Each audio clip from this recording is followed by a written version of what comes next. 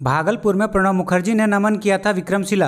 अब द्रौपदी मुर्मू करेंगी वीर तिलका मांझी की प्रतिमा का अनावरण। भागलपुर स्थित तिलका मांझी भागलपुर विश्वविद्यालय यानी TMBU में राष्ट्रपति द्रौपदी मुर्मू के आगमन की तैयारी तेज हो गई है। राष्ट्रपति यहां स्वतंत्रता सेनानी और आदिवासी नेता अमर शहीद तिलका मांझी की प्रतिमा का अनावरण करेंगी। बताया जा रहा है कि विश्वविद्यालय परिसर में स्थापित यह प्रतिमा तिलका मांझी की वीरता और अंग्रेजी शासन के खिलाफ उनके संघर्ष की याद दिलाएगी। राष्ट्रपति के कार्यक्रम को लेकर प्रशासन और विश्वविद्यालय स्तर पर सुरक्षा और अन्य तैयारियां पूरी की जा रही है। इस मौके पर तिलका मांझी के जीवन और उनके संघर्ष पर आधारित स्मारिका भी जारी किए जाने की तैयारी है।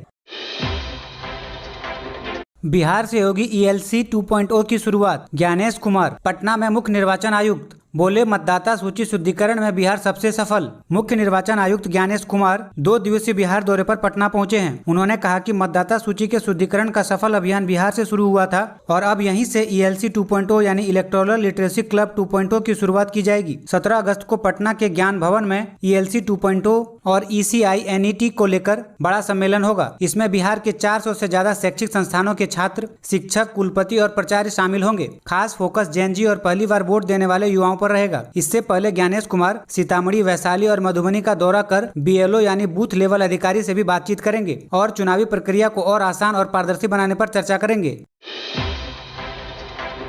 एक्शन में प्रशांत किशोर पटना से मधुबनी। जनसुराज के संस्थापक और बांकीपुर विधायक प्रशांत किशोर शनिवार को मधुबनी पहुंचे। उन्होंने रोशन यादव के परिवार से मुलाकात कर पूरे मामले की जानकारी ली। परिजनों का आरोप है कि रोशन को 27 मई को रहिका थाना पुलिस ने हिरासत में लिया था और परिवार को इसकी जानकारी नहीं दी। परिवार का दावा है कि थाने में रोशन के साथ मारपीट और प्रताड़ना की गई। इसके बाद रोशन को जेल भेजा गया, जहाँ 10 अगस्त को उसकी मौत हो गई। पुलिस की तरफ से मौत को आत्महत्या बताया गया है, जबकि परिवार ने गंभीर आरोप लगाए हैं। मामला सामने आने के बाद प्रशांत किशोर सीधे मधुबनी SSP योगेंद्र कुमार से मिले। उन्होंने निष्पक्ष जांच और परिवार को न्याय दिलाने की मांग की। पटना में पप्पू यादव गमछे से गला घोंटने लगे। कहा, छात्रों की मांग नहीं मानी गई तो यही रास्ता बचा है। 17वीं BPSC रद्द कराने के लिए उपवास। पटना के गर्दनी बाग में छात्रों के प्रदर्शन के बीच सांसद पप्पू यादव पहुंचे और अभ्यर्थियों की मांग का समर्थन किया। पप्पू यादव ने 17वीं BPSC परीक्षा को रद्द कर दोबारा कराने की मांग उठाई है। साथ ही परीक्षा से जुड़ी शिकायतों की जाँच के लिए स्वतंत्र कमेटी बनाने की मांग की गई है। इसके अलावा उन्होंने बिहार के छात्रों के हित में डोमिसाइल नीति लागू करने की भी मांग उठाई। पप्पू यादव का कहना है कि छात्रों की समस्या को गंभीरता से सुना जाना चाहिए और प्रतियोगी परीक्षा में पूरी पारदर्शिता होनी चाहिए। अब सवाल यह है, क्या सरकार और BPSC अभ्यर्थियों की इन मांगों पर कोई बड़ा फैसला लेगी? शराबबंदी को लेकर तेजस्वी यादव का सरकार पर तंज। बोले, बिहार में मिल रही है हर ब्रांड की शराब। पटना से लौटते ही नेता प्रतिपक्ष तेजस्वी यादव ने बिहार सरकार पर जमकर हमला बोला। शराबबंदी को लेकर उन्होंने दावा किया कि बिहार में शराब मिलना बंद नहीं हुआ है। तेजस्वी यादव का आरोप है कि राज्य में शराबबंदी के बावजूद अलग अलग ब्रांड की शराब आसानी से उपलब्ध है। उन्होंने सवाल उठाया कि अगर शराबबंदी पूरी तरह सफल है तो शराब की सप्लाई और बिक्री कैसे जारी है। तेजस्वी ने सरकार पर शराबबंदी को लेकर गंभीर सवाल खड़े किए और आरोप लगाया कि इसके पीछे एक बड़ा नेटवर्क काम कर रहा है। इससे पहले भी वे शराबबंदी को लेकर सरकार पर निशाना साधते रहे हैं। अब तेजस्वी के इस बयान से बिहार की राजनीति फिर गर्मा गई है। सत्ता पक्ष शराबबंदी को जारी रखने के पक्ष में है, जबकि विपक्ष इसे लेकर सरकार को घेर रहा है। यानी शराबबंदी का मुद्दा एक बार फिर बिहार की सियासत के केंद्र में है।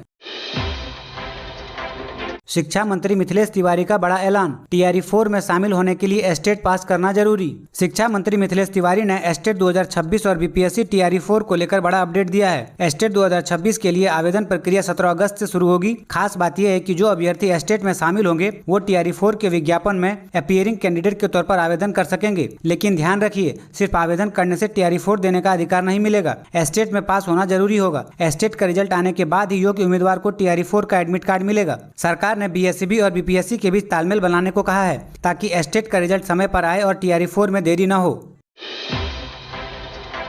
मंच से प्रभारी मंत्री का चंदा ज्ञान। सिपाही चाचा ले रहे जेनजी वाला फील। स्कूटी वाली मैडम का डबल धमाल।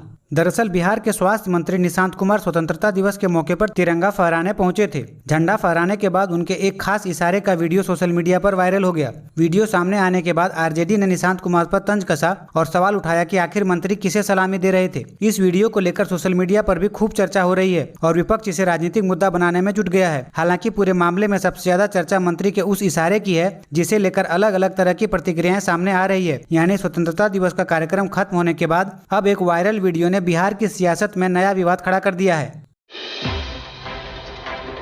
सीएम ने सरदार पटेल की मूर्ति का किया अनावरण, बोले मरीजों को रेफर करना गलत। कार्यक्रम से पहले मंत्री निशांत के काफिले की गाड़ियां आपस में टकराई। यह कार्यक्रम झाझा के न्यू बोड़वा बस स्टैंड के पास आयोजित किया जा रहा था। मुख्यमंत्री के आगमन को लेकर प्रशासन ने सुरक्षा, ट्रैफिक और कार्यक्रम स्थल की तैयारी पूरी कर ली है। यह कार्यक्रम झाझा के न्यू बोड़वा बस स्टैंड के पास आयोजित किया जा रहा था। मुख्यमंत्री के आगमन को लेकर प्रशासन ने सुरक्षा, ट्रैफिक और कार्यक्रम स्थल की तैयारी पूरी कर ली थी। मुख्यमंत्री के हेलीकॉप्टर के लिए रेलवे चंदवारी मैदान में हेलीपैड भी तैयार किया गया था। जानकारी के मुताबिक मुख्यमंत्री सुबह करीब 10:30 बजे झाझा पहुंचे। उनके साथ स्वास्थ्य मंत्री निशांत कुमार की भी मौजूदगी रहने की जानकारी है।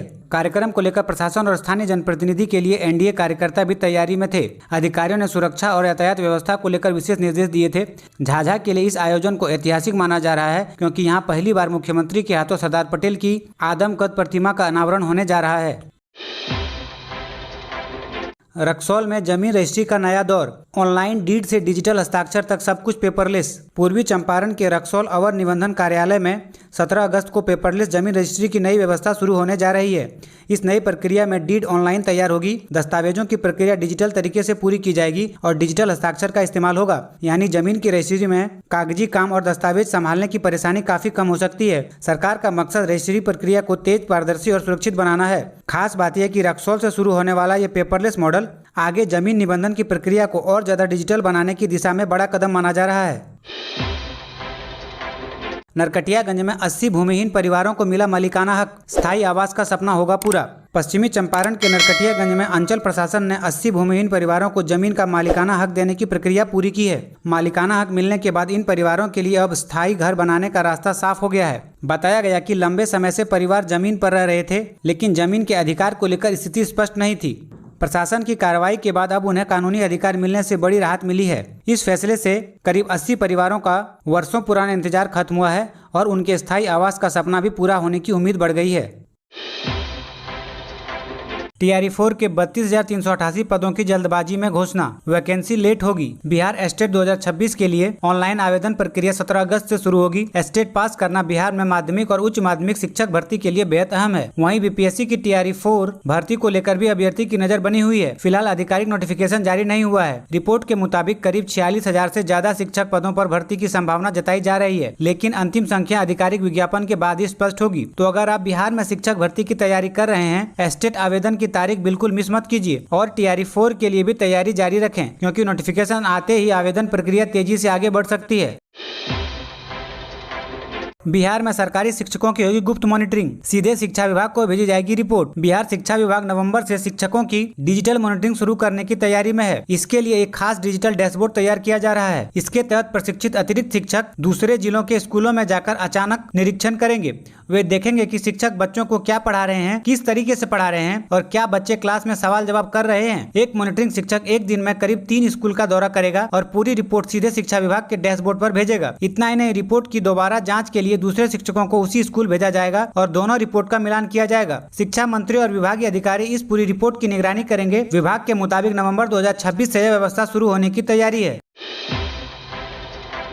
विदेशी फंड की निगरानी जरूरी, FCRA संशोधन बिल में स्पष्टता का अभाव, प्रहरी अध्यक्ष वीरेंद्र कुमार। 2026 के प्रस्तावित FCRA संशोधन बिल में विदेशी फंड से बनी संपत्तियों को लेकर नए प्रावधान किए गए हैं। अगर किसी संस्था का FCRA सर्टिफिकेट रद्द होता है, सरेंडर किया जाता है या समय पर रिन्यू नहीं होता, तो विदेशी फंड और उससे बनी संपत्ति एक डेजिग्नेटेड अथॉरिटी के नियंत्रण में जा सकती है। विशेषज्ञों का कहना है कि विदेशी फंड की निगरानी जरूरी है, लेकिन बिल में कुछ प्रावधानों को लेकर स्पष्टता और प्रक्रिया से जुड़े सवाल हैं। खास चिंता इस बात को लेकर है कि रिन्यूअल न मिलने पर संपत्ति पर असर पड़ सकता है और अपील की व्यवस्था को लेकर भी सवाल उठाए जा रहे हैं।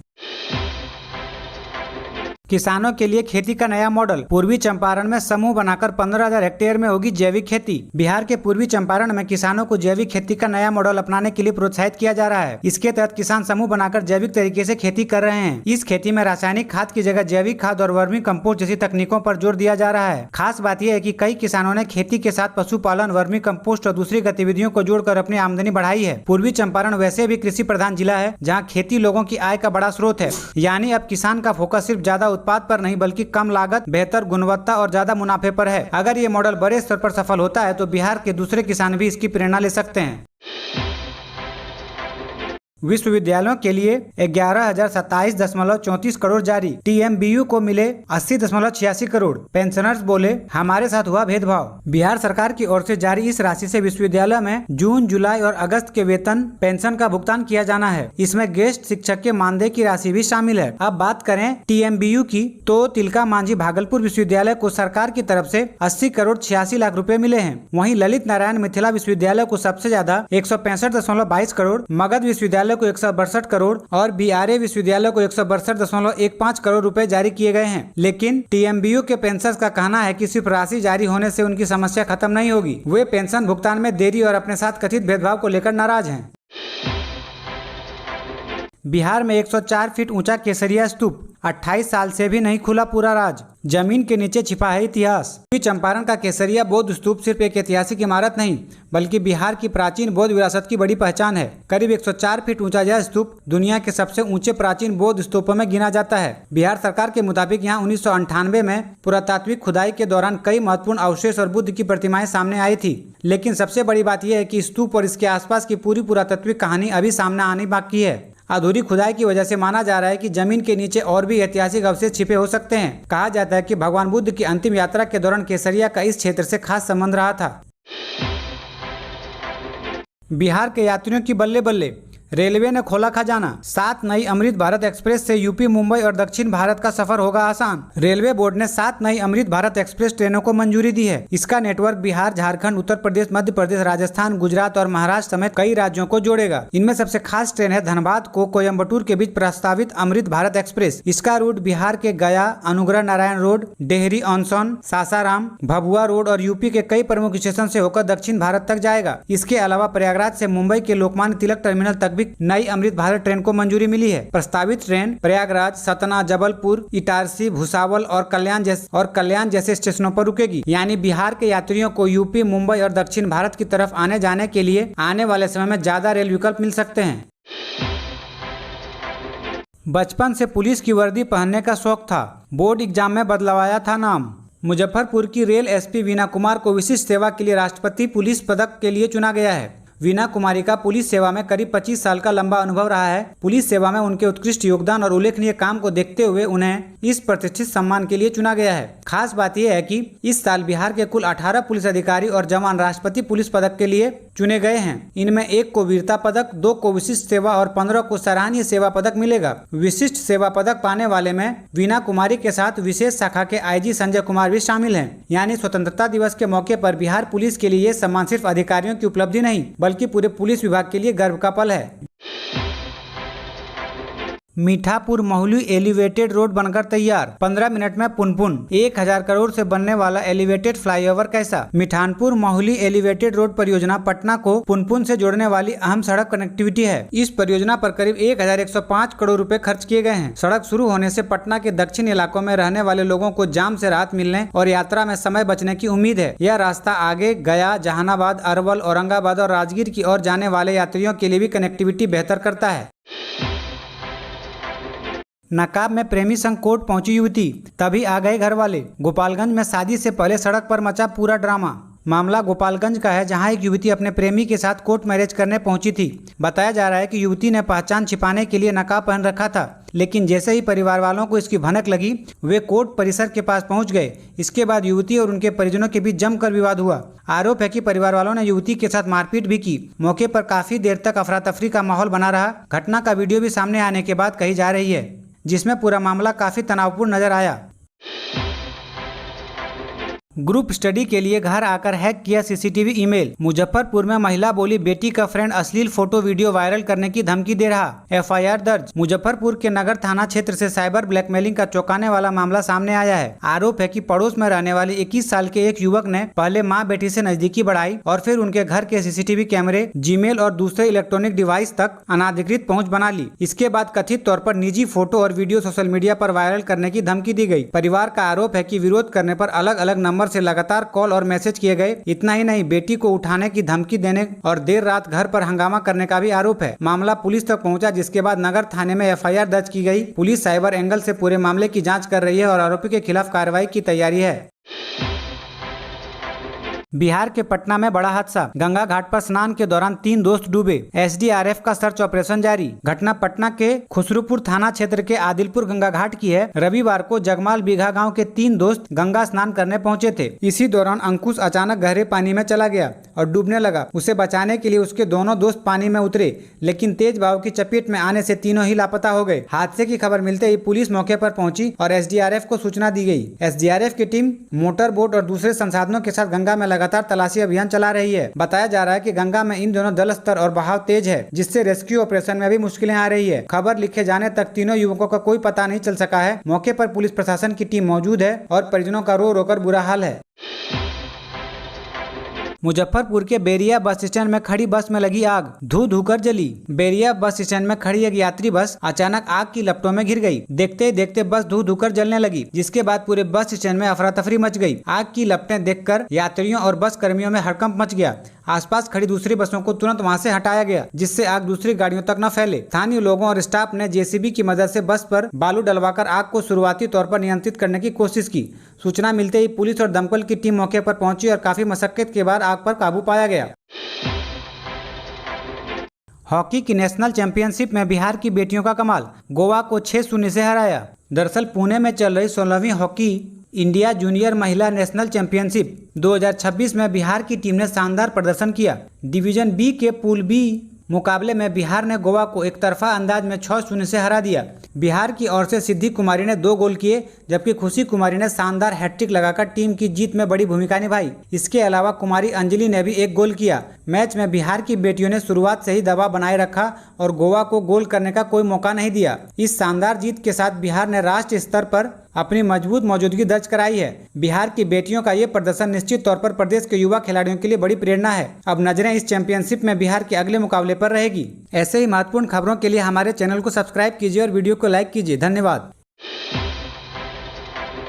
30 हथियार, 5 आईईडी और 4258 गिरफ्तारियां। औरंगाबाद पुलिस ने जारी किया रिपोर्ट कार्ड, बेस्ट पुलिसकर्मी सम्मानित। 15 अगस्त के मौके पर औरंगाबाद पुलिस लाइन में विशेष समारोह आयोजित किया गया है। एसपी उमेद नाथ वर्मा ने पुलिस के कामकाज की रिपोर्ट पेश की। रिपोर्ट के मुताबिक पुलिस ने कार्रवाई के दौरान 38 हथियार और 5 आईईडी बरामद किए, जबकि अलग अलग मामलों में 4258 लोगों की गिरफ्तारी हुई। बेहतर काम करने वाले पुलिस अधिकारियों और जवानों को उनके उत्कृष्ट योगदान के लिए सम्मानित किया गया। अधिकारियों ने कहा कि अपराध नियंत्रण और कानून व्यवस्था बनाए रखने में पुलिस टीम लगातार सक्रिय है।